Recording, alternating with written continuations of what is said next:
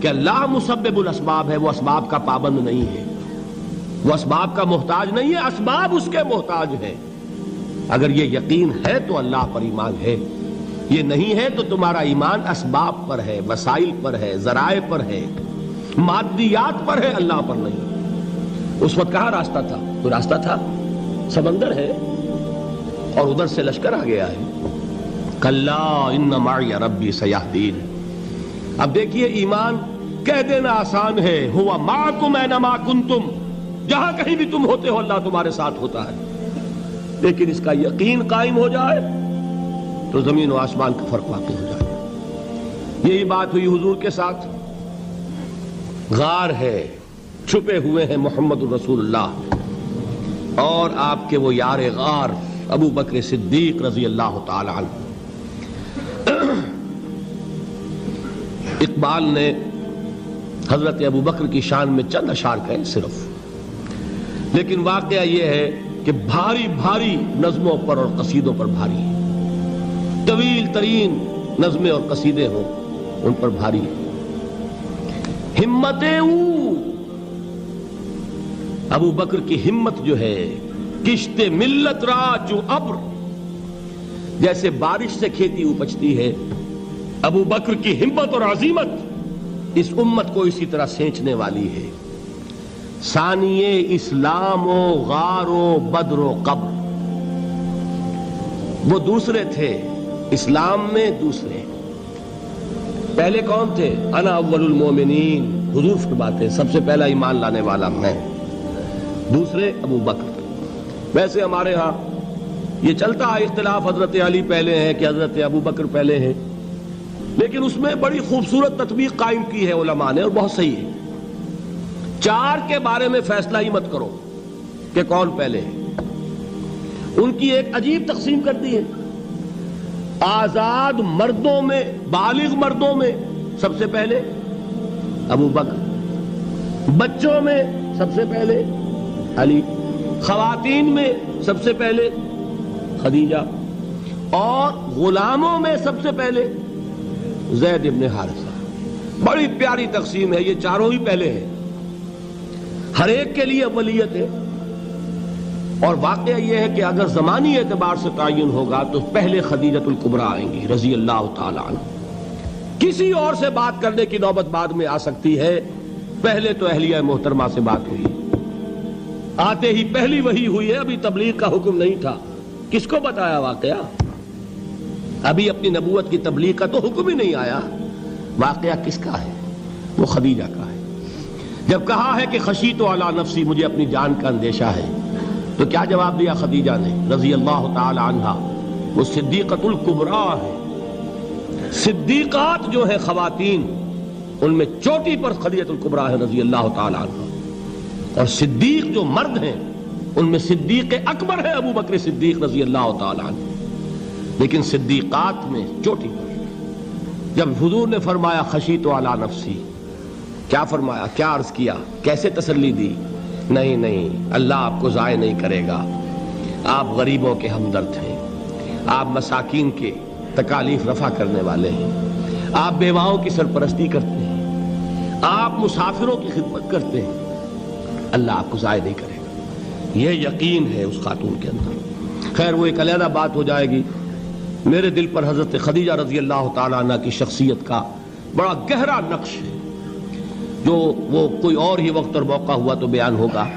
بہرحال اقبال نے ایک مصرے میں جو چار اولیتیں جمع کر دی ہیں، ہمتیں کشت امت را چو ابر، ثانی اسلام و غار و بدر و قبر۔ اسلام میں حضور کے بعد پہلے کون؟ ابو بکر۔ غار میں حضور کے ساتھ کون؟ ابو بکر۔ بدر کی رات اللہ کا رسول سر بسجود، وہ جھاڑ، وہ گھاس پھوس کی جو جھوپڑی بنائی گئی تھی، اور وہاں تلوار ننگی لے کر پہرا دینے والا کون؟ ابو بکر۔ اور اس حجرہ عائشہ میں محمد کے بعد سب سے پہلے دفن ہونے والا کون؟ ابو بکر رضی اللہ تعالی عنہ وصلی اللہ علیہ وسلم۔ وہ جو معاملہ میں سنا رہا تھا غار ثور کا، حضرت ابو بکر بھی حضور کے خیال سے لرز گئے ہیں. آپ کو یاد ہوگا کہ جا کر پہلے تمام جتنے سوراخ تھے انہیں بند کیا ہے. ایک سوراخ رہ گیا تھا جس کو بند کرنے کے لیے کوئی کپڑا نہیں تھا. وہاں اپنی ایڑی رکھی ہے.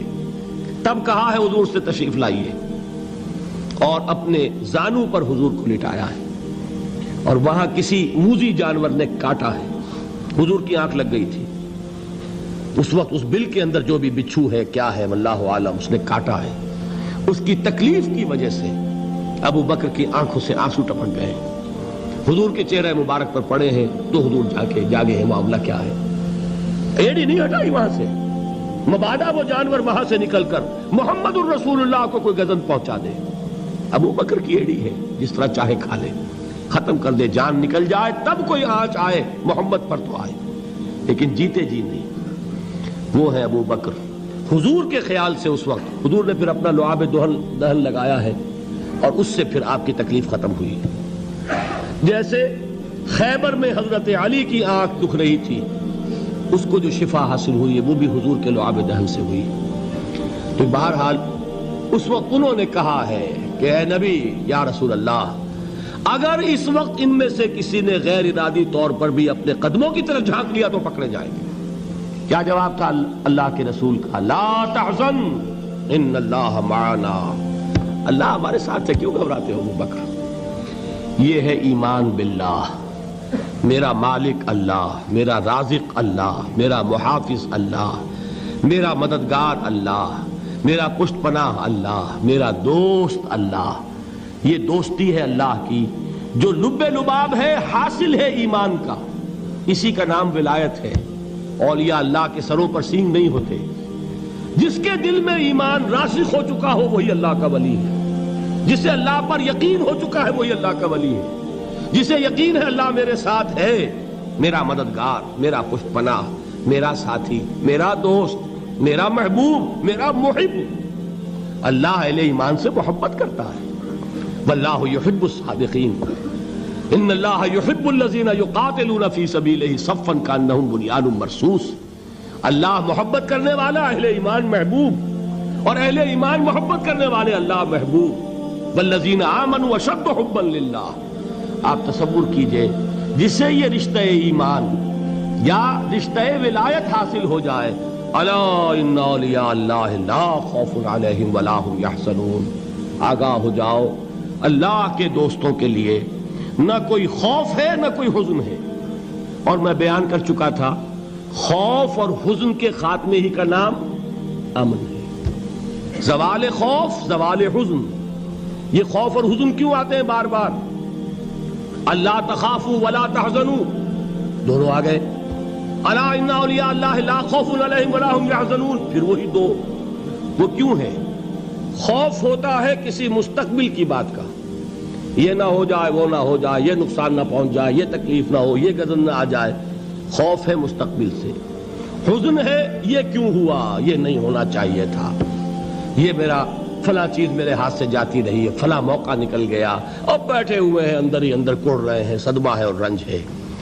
اور جو اللہ پر ایمان رکھتا ہے وہ جانتا ہے ما اصاب من مصیبت فی الارض ولا فی انفسکم الا فی کتاب من قبل ان نبرأها ان ذلک علی اللہ یسیر لکی لا تعصوا علی ما فاتکم ولا تفرحوا بما آتاکم واللہ لا یحب کل مختال فخور.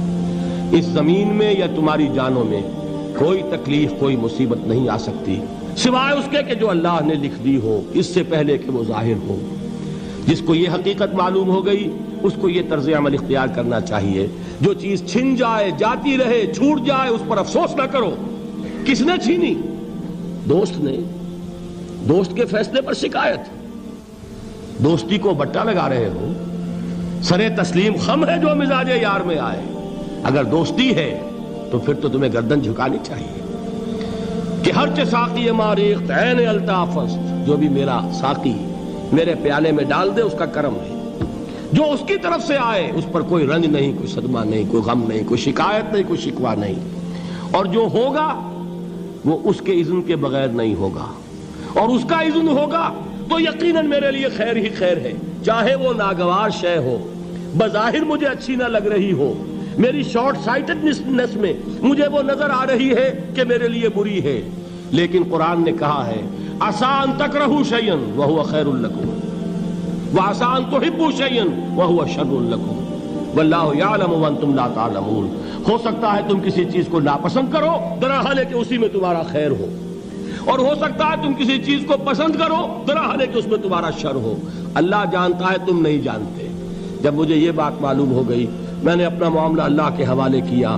سپردم بے تو مایا خیش را تو دانی حساب کم و بیش را، اے رب جو تو چاہتا ہے وہ ہو، تیرے علم میں جو شے میرے لیے خیر ہے وہ ہو جائے، میری کوئی پسند نہیں، میری کوئی چاہت نہیں، یہ ہے راضی برضائے رب۔